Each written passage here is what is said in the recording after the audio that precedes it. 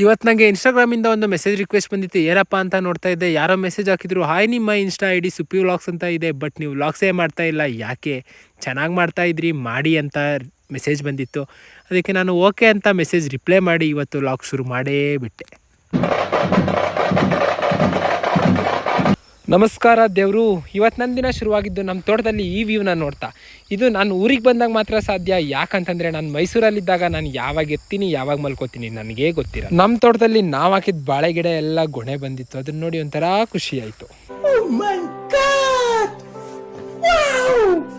ಇದೆಲ್ಲ ನೋಡ್ಕೊಂಡು ಮನೆಗೆ ಹೋದ್ರೆ ನಮ್ಮಮ್ಮ ನಾಳೆ ಹಬ್ಬಕ್ಕೆ ಹೂವು ಬೇಕು, ಹೂವು ಕುಯ್ಕೊಬಾ ಅಂತ ಹೇಳ್ಬಿಡೋದ. ನಾನು ಎಲ್ಲೋಗ್ಲಿ ಅಂತ ಯೋಚನೆ ಮಾಡ್ಬೇಕಾದ್ರೆ ಬೇರೆಯವ್ರ ಜಮೀನಲ್ಲಿ ಕೇಳಿದ್ದೀನಿ, ಕುಯ್ಕೊಬಾ ದುಡ್ಡಿಗೆ ಅಂತ ಹೇಳಿದ್ರು.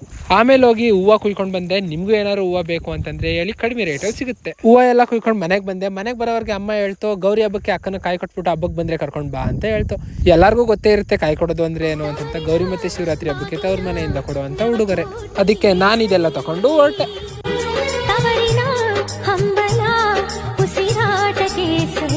ಏನಪ್ಪ ಇವನು, ನಿನ್ನ ಮದುವೆ ಯಾವಾಗ ಅಂದರೆ ನಮ್ಮ ಅಕ್ಕನ ಮದುವೆ ಆಗದೆ ನನ್ನ ಮದುವೆ ಸಾಧ್ಯ ಇಲ್ಲ ಅಂತ ಹೇಳ್ತಾನೆ. ಆದರೆ ಅಕ್ಕನಿಗೆ ಕಾಯಿ ತಗೋ ಹೋಗಿದ್ದೀನಿ ಅಂತ ಹೇಳ್ತಾನೆ. ಇದ್ಯಾರು ಅಂತ ಯೋಚನೆ ಮಾಡ್ತಿದ್ದಾರೆ. ಇದು ನಮ್ಮ ಕಸಿನ್ ಸಿಸ್ಟರ್.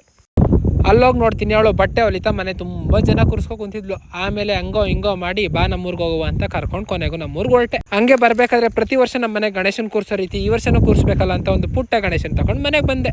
ಹಂಗೆ ಇದೆಲ್ಲ ಮುಗಿಸ್ಕೊಂಡು ಮನೆಗೆ ಬರೋ ಅಷ್ಟರಲ್ಲಿ ನಮ್ಮ ಅಕ್ಕ ರೆಡಿ ಆಗಿದ್ಲು. ನನ್ನೊಂದಷ್ಟು ಫೋಟೋಸ್ ಇಡಿ ಅಂತ ಅಂದ್ಲು. ಅವಳದೊಂದಷ್ಟು ಫೋಟೋಸ್ ಹಿಡಿದ್ಬಿಟ್ಟು ತಂದಿರೋ ಗಣೇಶನ್ ಕೂರ್ಸೋಕೆ ಡೆಕೋರೇಷನ್ ಮಾಡ್ತಾ ಇವತ್ತಿನ ಡೇನ ಎಂಡ್ ಮಾಡಿದೆ.